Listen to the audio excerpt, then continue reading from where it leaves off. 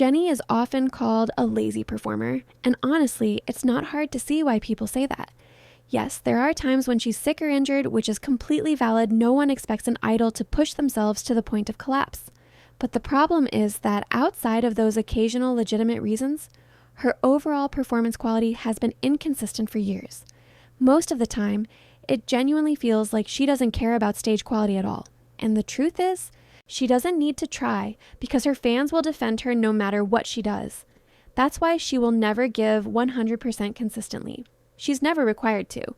The standards are so low that anything above bare minimum is hailed as iconic. Aside from her debut era, where she was undeniably hungry, sharp, and present, Jennie has been a noticeably lackluster performer since her rookie days. And every time someone brings it up, there is always a new excuse ready to go. The ankle, the stamina, the vibes, the styling, the heels, the lighting, the schedule, the weather, everything except the possibility that maybe, just maybe, she simply isn't putting in the effort. And again, her ankle injury was real. No one is denying that. But that was nearly a decade ago. At some point, it becomes hard to accept that a 10-year-old injury is still the reason behind every underwhelming performance today. It's not that the injury never affected her, it's that fans act like time stopped in 2016 and nothing has healed since. Meanwhile, there are idols with far worse injuries who still give full energy on stage. So when the ankle is continuously brought up to excuse low effort, it starts feeling more like a convenient fallback than a current reality. Then there's the stamina argument. Fans repeat it endlessly, Jennie just has bad stamina. But that raises the question, if stamina is such a major issue, why not take steps to improve it instead of engaging in habits that make it worse? You can't say someone struggles with endurance while ignoring behaviors that directly weaken endurance, and vaping is one of them. People love to pretend vaping is harmless, just a vibe, or not as bad as smoking, but scientifically, that's simply not true. Vaping still harms the body. It raises heart rate, increases blood pressure, stresses the cardiovascular system, tightens airways, causes inflammation, makes breathing heavier, reduces exercise efficiency, and slows down breathing recovery, meaning your body takes longer to calm down after any physical exertion. So if someone genuinely had stamina issues, vaping would be the last thing they should be doing. That contradiction is why the stamina defense feels more like an excuse than a real limitation. And I'm not saying Jennie must change her habits to satisfy anyone. She can do whatever she wants. But when she says things like, I struggle with stamina, while maintaining habits that worsen stamina, people are naturally going to question it. You can't present something as a limiting factor while also fueling the very issue you claim to be struggling with. It's contradictory. This pattern shows up in other areas too. On the Dua Lipa podcast, Jennie mentioned how she can't dance in heels. But the reality is she rarely wears heels on stage anymore and hasn't for years. Since 2018, Jennie has almost never performed in heels, and ironically, some of her stronger performances were when she did wear them. Take Mantra, for example. She performed better with heels than without. So when heels haven't been a consistent part of her stage outfits for a long time, using them as an explanation doesn't add up. Aside from 2 Mantra stages, when exactly did she wear heels last year? That's why fans feel her explanations don't match reality. Meanwhile, Blackpink's choreography is not known for being extremely complex or physically demanding. Yet even within that relatively manageable framework, the energy gap between Jennie and the other members is obvious. Jisoo, Rosé, and especially Lisa give effort regardless of how simple or repetitive the choreo is. They try, they show up, they perform. Jennie, on the other hand, often looks disengaged, bored, or simply uninterested unless the moment centers entirely around her. And this is what frustrates many people. On the same day, Jennie can deliver a dramatically better performance during her solo stage. She suddenly has energy, presence, facial expressions, and sharpness. She can do it when she wants to. That alone proves her weak performances aren't caused by physical limitations. They're caused by inconsistency and selective effort. It's not stamina. It's not the ankle. It's not heels. It's not styling. It's not choreography. It's choice. The reason she's been able to get away with this for so long is because nothing is at stake. She isn't losing fans or brand deals. She isn't receiving genuine criticism from her own fandom, only unconditional praise.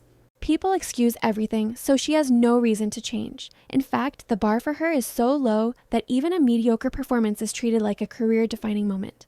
And that's exactly how she's become the embodiment of girl, give us nothing. Until fans stop making excuses for every lackluster performance, whether it's stamina, heels, old injuries, or vibes, nothing will ever change. Because you can't hold someone accountable if you refuse to acknowledge the problem in the first place.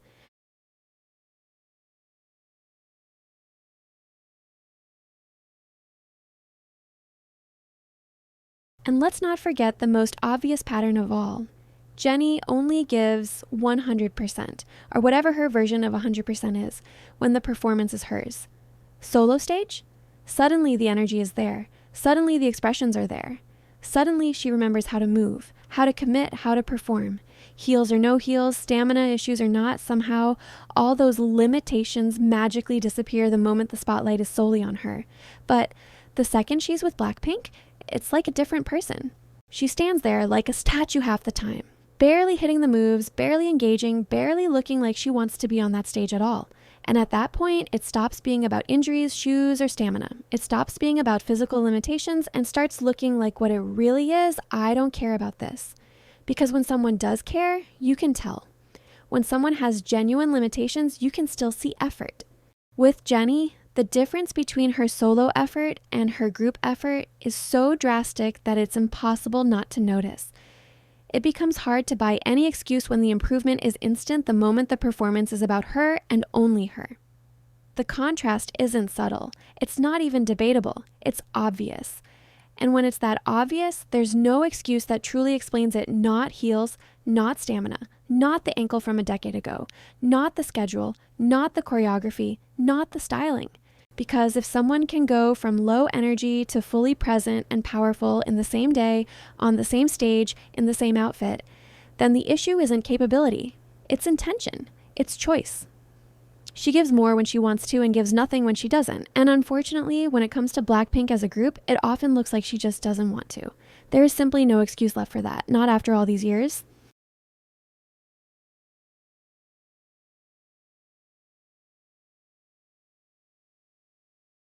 And then there's the partying.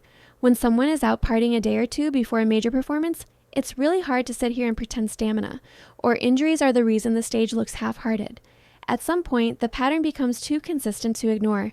It doesn't look like someone who's overwhelmed or fragile or physically limited. It looks like someone who simply doesn't prioritize the group.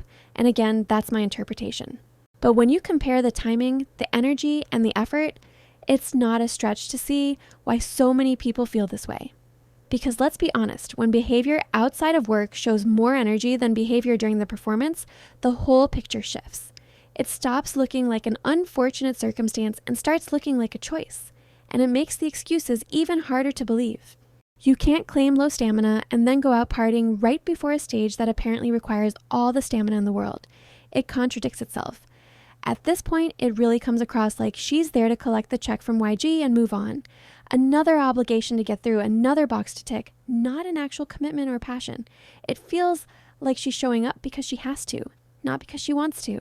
And that's exactly why the difference between her solo work and her group work is so obvious. She lights up when it's her own thing, when the attention is fully hers, when it benefits her. But with Blackpink, the energy drops, the effort fades, the engagement disappears. And that's why so many people feel like the excuses have run their course. When someone treats group performances like optional background tasks while saving all their actual drive for their own content, it's hard not to conclude that the desire just isn't there anymore. That she's present physically, but not mentally, not emotionally, not artistically, just present enough to fulfill the contract, nothing more.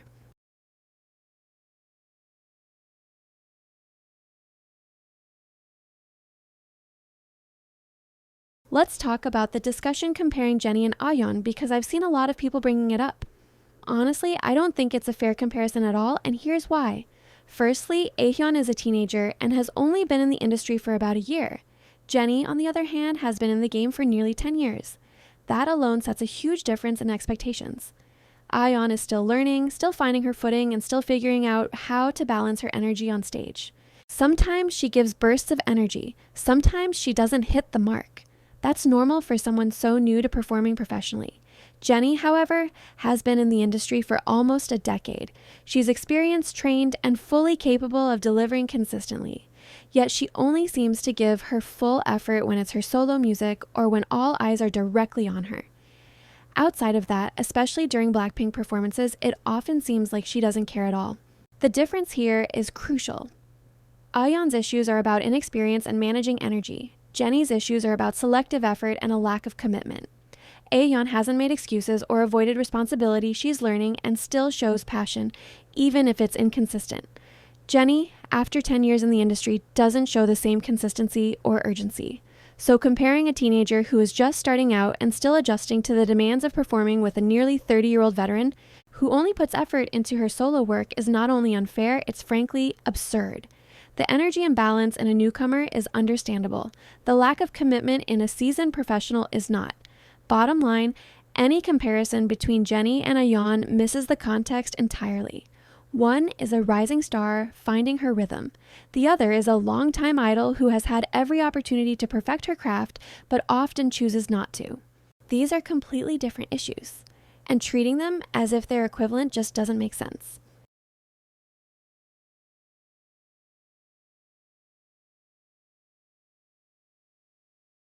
Jennie has been given every opportunity to shine, solo and group stages with years of experience under her belt. Yet time and again, the effort is selective, the excuses are recycled, and the performances fall short of their potential. Fans can continue to defend her and critics can continue to call her out, but the pattern is clear. When it's not about her solo work, her commitment wavers. And until that changes, it's impossible to ignore the gap between potential and delivery. Jennie is capable of giving her all. We've seen it. But the question remains, why does it only happen when she wants it to? That's all I have for today. Remember, everything in this video is based on my personal opinions and observations. Nothing here is meant to be taken as fact unless stated otherwise. You're free to disagree, but keep it respectful. We can have a real conversation in the comments. Don't forget to like and subscribe for more content.